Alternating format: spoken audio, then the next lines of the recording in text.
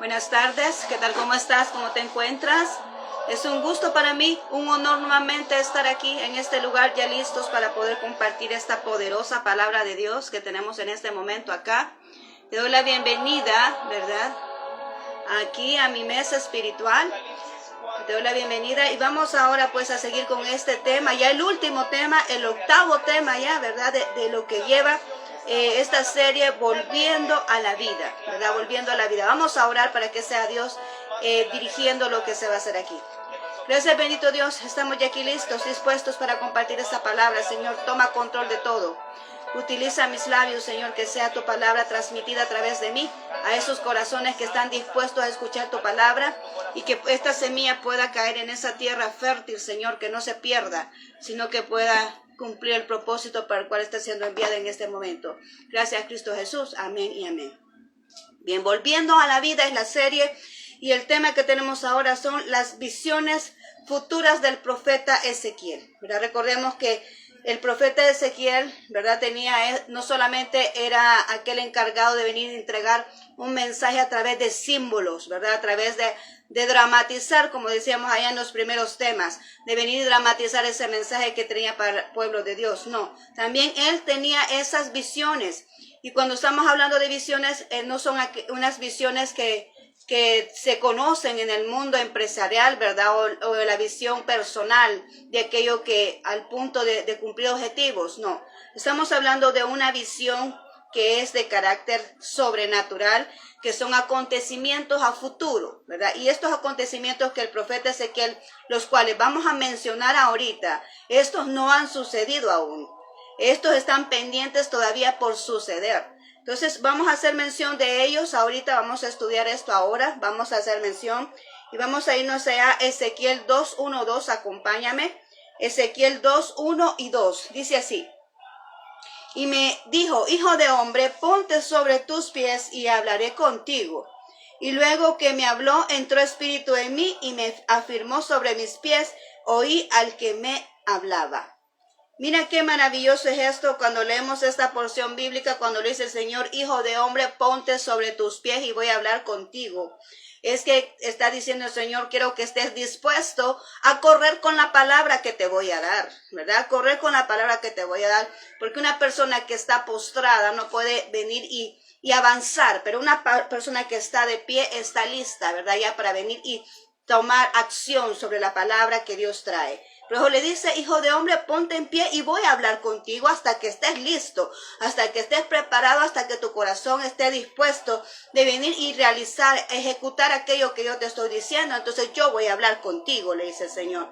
Y también dice, y dice Ezequiel, el profeta Ezequiel, y luego él me habló y el Espíritu entró en mí, dice, y me afirmó sobre mis pies y oí al que me hablaba. Cuando tienes al Espíritu de Dios, tú entiendes la palabra de Dios, tú la percibes, tú la puedes discernir, la palabra de Dios perfecto cuando tú vienes y tienes el Espíritu Santo dentro de ti. Por eso es necesario reconocerle. Nosotros tenemos al Espíritu Santo cuando le recibimos, cuando le reconocemos como Señor de nuestras vidas. Entonces Él viene a nosotros. El Espíritu Santo es el que marca nuestro corazón con el sello que nos habla allá en el libro de Efesios. Y es hasta que tenemos al Espíritu de Dios dentro de nosotros que nosotros podemos identificar la voz claramente, podemos detectar que es Dios hablándonos. Y es más, el panorama bíblico, cuando nosotros lo leemos, podemos entender todo lo que el Señor nos quiere mostrar, lo que nos quiere hablar a través de su palabra. Es a través del Espíritu Santo de Dios. Y así fue en este caso. Cuando él ya se puso en pie, dice que el Espíritu de Dios vino sobre él y entendió, ¿verdad?, que Dios le estaba hablando. Ahora bien, después de este breve antesala, ¿verdad?, vamos ya a entrar de lleno a esto y, bueno, vamos a hacer mención de estas visiones que el profeta tuvo. Vamos a mencionar 4 de ellas, ¿verdad? Pero en sí, una de ellas no entra mucho con lo que es, no concuerda con el tema que tenemos de la serie, pero solo la vamos a mencionar para que tú te des cuenta, ¿verdad?, de que dentro de lo que es el contenido del libro del profeta Ezequiel está ahí esa visión. Estamos hablando allá de la visión de la invasión a Palestina. La hace mención en el capítulo 38 y 39. Tú puedes leer la palabra de Dios en esos 2 capítulos. En el capítulo 38 y 39 habla de la invasión de Magog, de Gog y Magog, ¿verdad? Y bueno, se dice que ahí que Magog, ese territorio, ¿verdad? Que nos menciona la palabra de Dios, es Rusia, ¿verdad? Se cree que es Rusia. Y de que sus aliados son, en el Antiguo Testamento, hablaba de Persia, hablaba de Etiopía, de Libia, de Gomer y de Togarma. Pero ahora en día, como ya han algunas regiones han adoptado otros nombres, entonces la antigua Persia la conocemos ahora como Irán, ¿verdad? Etiopía la conocemos ahora como naciones africanas del sur de África. Libia es la nación de los árabes del norte de África. Gomer es la Alemania oriental y Togarme es el sur de Rusia o Turquía, ¿verdad? Se cree que estas son las naciones que se van a levantar ya en esos días cuando viene la guerra de Gog y Magog. ¿Por qué razones sucede esta invasión? ¿Por qué sucede eso? Bueno, en primer lugar, menciona ahí, ¿verdad?, que quiere apoderarse de las riquezas de Palestina, ¿verdad? Recordemos que estas son regiones, ¿verdad?, que Dios pues tiene bendecidas. Entonces ellos dicen, quieren apoderarse de todo lo que está ahí en Palestina y no solamente eso, sino ocuparlo de canal o de medio, ¿verdad?, como puente para pasar a las otras regiones que están allá en Europa, en Asia y en África, ¿verdad? Lo quieren ocupar como un medio para cruzar, para venir y conquistar esas otras regiones. Y también para desafiar la autoridad del anticristo, ¿verdad? Como estamos viendo, esto va a suceder en la época de la tribulación. Entonces, de aquí, para desafiar la autoridad del anticristo, como lo menciona allá en Daniel capítulo 11, del 40 al 44. Ahí se encuentra eso, pero yo solamente te dejo las citas ahí para que tú puedas verificarlo. Solamente lo hemos mencionado porque este contenido, ¿verdad?, no pega mucho con lo que es el tema de la serie. Solamente quería mencionarlo para que te des cuenta que eso está incluido ahí en el libro. Pero vamos ya a otra visión que tuvo, y es la construcción del templo milenial. Y eso lo tenemos en Ezequiel 40-42. Y hay ciertas características que se mencionan ahí, como son contenidos que tienen bastante largo en lo que es la palabra de Dios. Vamos a leer nada más los primeros versículos del capítulo 40, ¿verdad? Para que tú veas de qué se trata de la construcción del templo milenial. Le está dando le está dando los lineamientos, le está dando los planos en este momento. Dice así, en el 41. En el año 25 de nuestro cautiverio, al principio del año, a los 10 días del mes, a los 14 años después de la cautividad, fue conquistada. En aquel mismo día vino sobre mí la mano de Jehová y me llevó allá.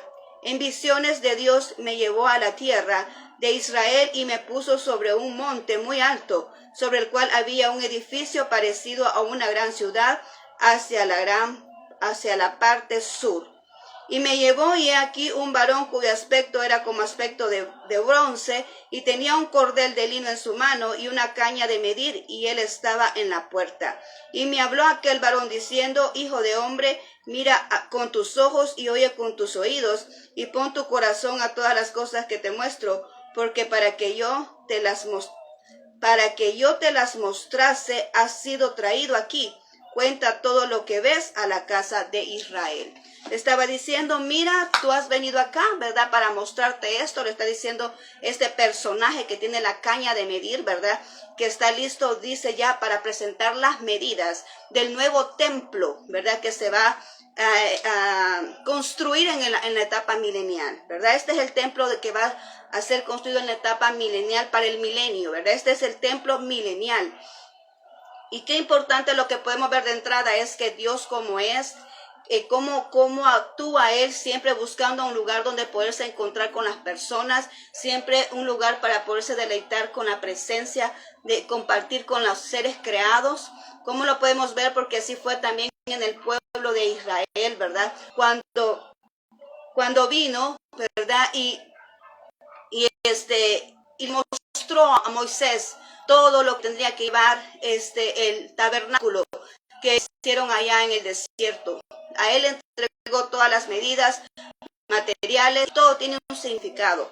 Aquí podemos ver así en una forma, ¿verdad?, más así contrastada. Podemos ver aquí ¿verdad? Lo que es el templo. Aquí dice que el templo milenial mostró allá en los capítulos 40 y 42 de este libro, ¿verdad? Menciona ahí el diseño y ciertas medidas. Y a mí me llama mucho la atención, ¿verdad? Porque hay ciertos números, las numerologías que tiene acá.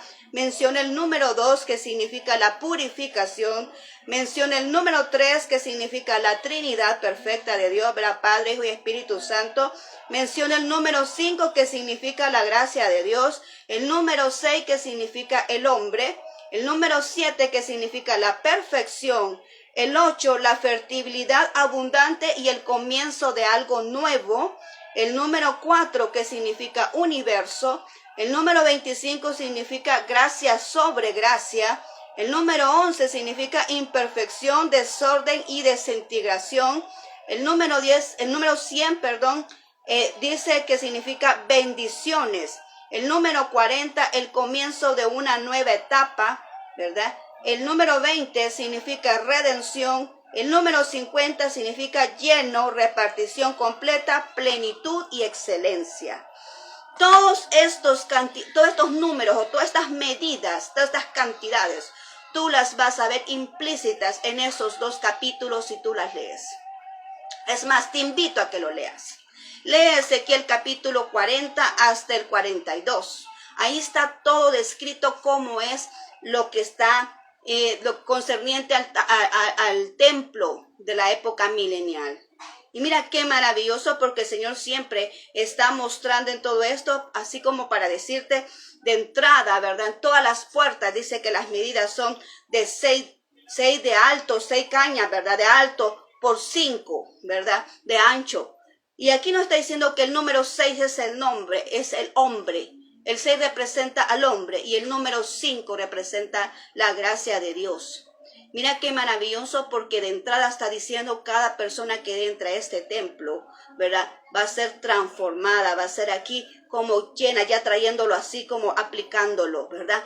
Que está cubierta de la presencia de la gracia de Dios, está cubierta de la gracia de Dios, la persona que entra por ese lugar, la persona que entra por esa puerta, que simboliza a nuestro Señor Jesucristo, porque recordemos que dice, yo soy la puerta, ¿verdad? Dice allá en Juan 10, dice, yo soy la puerta, y cada persona que entra en la puerta, que lleva ahí, incluso lleva ahí inmerso lo que es la gracia de Dios, porque eso significa la etapa, el periodo en el que estamos nosotros ahorita, esa salvación que la tenemos a través de entrar por nuestro Señor Jesucristo, a través de traspasar por Él, ¿verdad? Entonces tenemos ese derecho, esa gracia que viene sobre nosotros, nos lo está explicando en ese momento, porque cada puerta tiene esas medidas, la medida del hombre y la medida que significa la gracia de Dios. Y cada uno de esos contenidos que tú puedes ver, de esas medidas, que significa cada uno de ellos, siempre pensando Dios, en tener el bienestar para el hombre,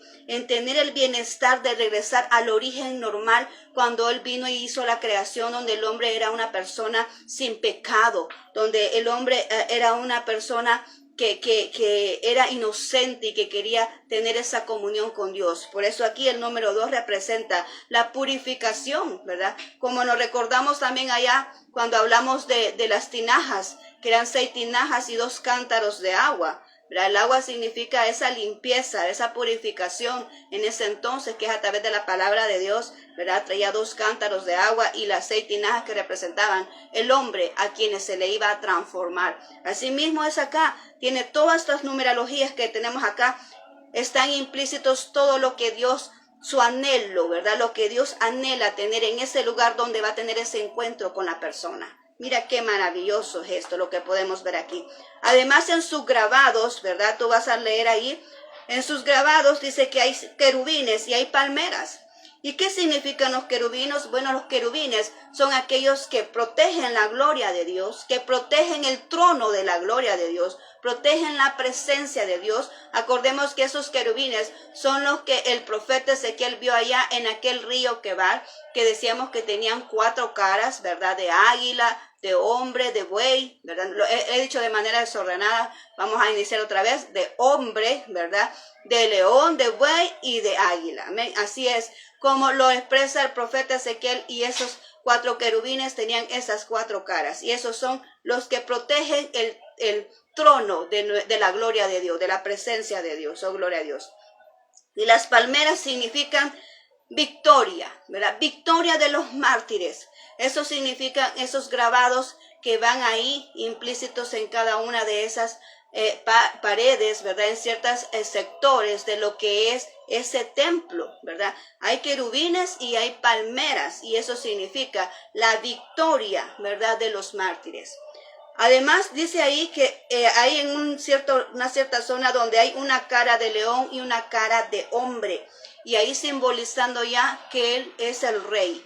Porque el león simboliza la realeza, ¿verdad? Entonces vamos viendo ahí que él es el rey y que el hombre pues siempre tiene que venir aquí como el hombre perfecto. Porque esa cara de hombre que vimos que nos muestra ahí en los querubines significa el hombre perfecto. El hombre que ya no tiene pecado, el hombre que está limpio, que está libre de esa esclavitud del pecado. Ya una persona nueva, un hombre perfecto. Entonces ahí está mostrando, ¿verdad? La realeza que es nuestro Dios y el hombre perfecto cuando ya no tiene pecado. Y eso solamente cuando está en la presencia de Dios, solamente cuando ya venimos a Él, ¿verdad? Ya eternamente y para siempre, como va a ser en esa época milenial, donde vamos a reinar con Dios para siempre, es que vamos a poder obtener esa perfección en nuestro ser.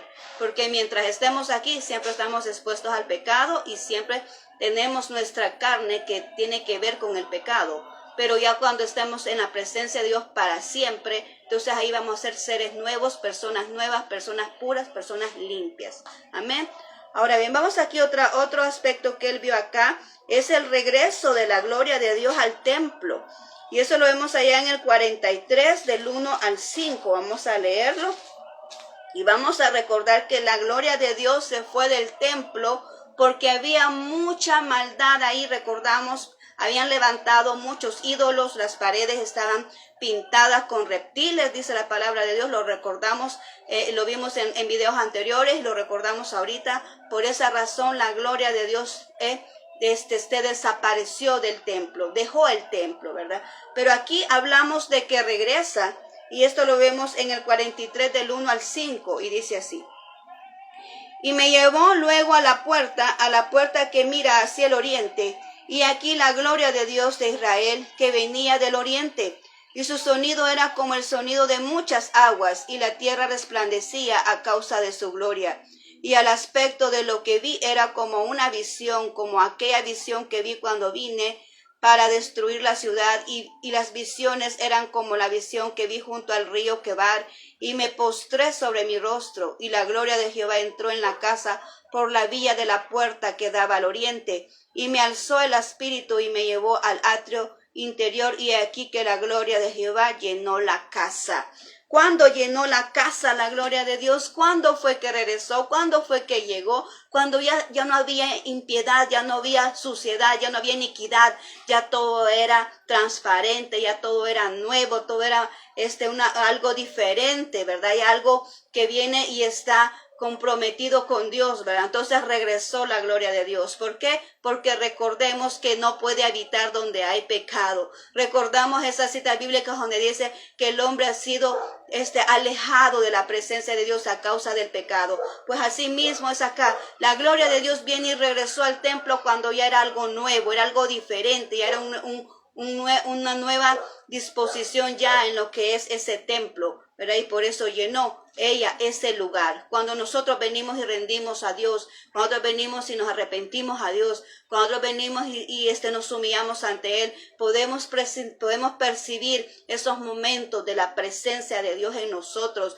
Podemos percibir esa presencia que Él viene hacia nosotros y nos llena de su espíritu, nos llena de su paz, nos llena de su presencia, de su poder. Nos va llenando Él cuando nosotros nos rendimos a Él y nos humillamos y nos arrepentimos. Pero en este momento ahí ya no hay pecado, ¿verdad? Somos personas nuevas y por eso la gloria de Dios llega para quedarse en ese lugar. Mira qué maravilloso es esto, ¿verdad? Yo no sé, ¿verdad? Yo quisiera vivir ese punto ya, porque es maravilloso estar así en ese lugar, así como lo describe. Es un lugar limpio, un lugar santo, un lugar purificado, sin pecado, algo nuevo. Por eso la gloria de Dios regresó a manifestarse y a quedarse allí. Ahora vemos ya el último punto y nos habla de unas aguas salutíferas, y vamos a irnos allá al 47, que también ahí, ¿verdad? El profeta estaba viendo esta visión, ¿verdad? Estaba en esa visión, y lo vemos ahí del 47, del 3 al 9 y al 12, y lo vamos a leer para que tú veas el contexto como está acá. Vamos a ver del 47 al 3 al 9, dice así.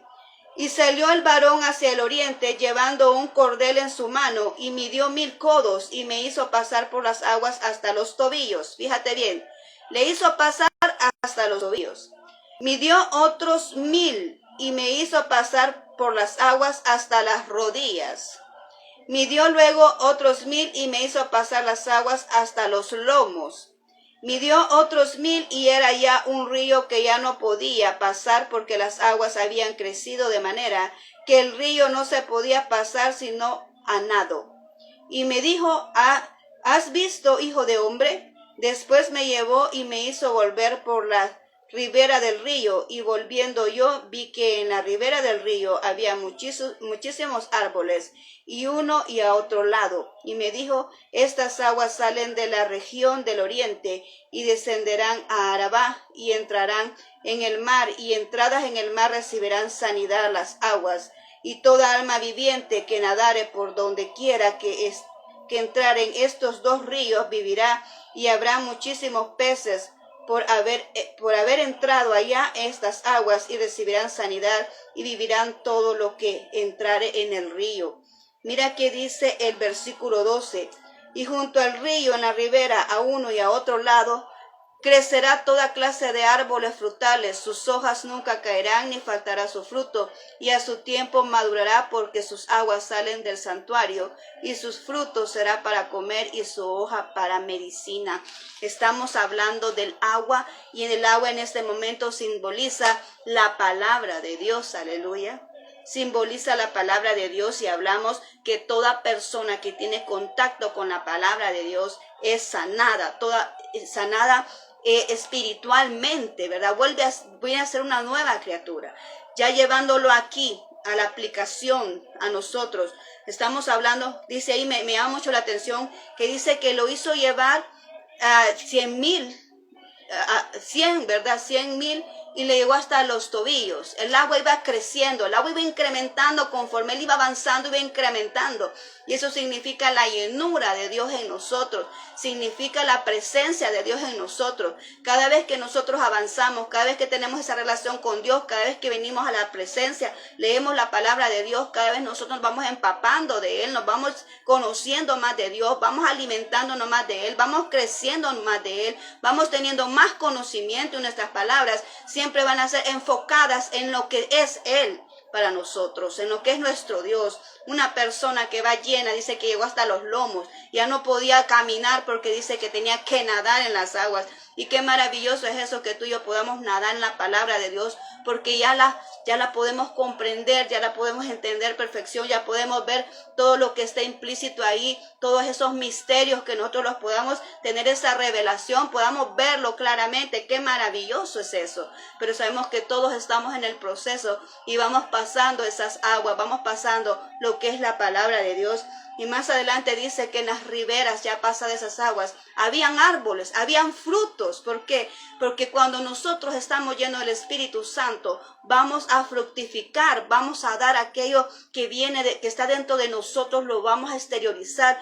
Hay aspectos dentro de nosotros que nosotros ni conocemos, ¿verdad? No sabemos que los que somos portadores de ello, pero cuando nosotros venimos y tenemos esa relación con Dios, Él va a encargarse de venirnos abriendo el panorama y de que venga a descubierto aquello que nosotros poseemos, ¿verdad? Entonces dice que esos árboles van a dar frutos. ¿Por qué? Porque están en una área viva, en una área de alimentación, en una área donde va a haber fructificación, y eso solamente es aferrados a la presencia de Dios, aferrados a la palabra de Dios. Ahí vamos a estar eternamente y para siempre con nuestro Dios, y vamos a generar esos frutos que dicen ahí, ¿verdad? Vamos a generar esos frutos porque ya pecado ya no va a existir, ¿verdad? Entonces esos frutos van a ser eternos para Él. Y así mismo es aquí en nuestra área, ahorita que estamos nosotros acá, el que está cerca del Señor, pues va dando esos frutos, aquellos frutos que dicen Gálatas, ¿verdad? Los frutos del Espíritu, pero además de eso, otros aspectos más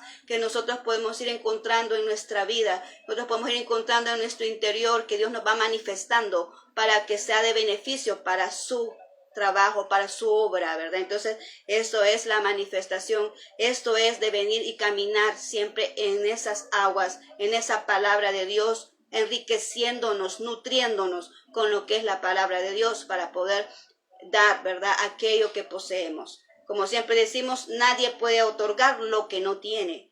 Tú vas a otorgar de lo que está lleno, eso es lo que vas a decir. De lo que está lleno, así vas a actuar. De lo que está lleno es lo que vas a mostrar. Entonces, así mismo, si estamos llenos del Espíritu de Dios, estamos llenos de su presencia, estamos llenos de su palabra, eso es lo que vamos a otorgar a las personas que nos escuchan. Amén. Mira qué maravilloso es esto que nos ha mostrado el Señor en este día.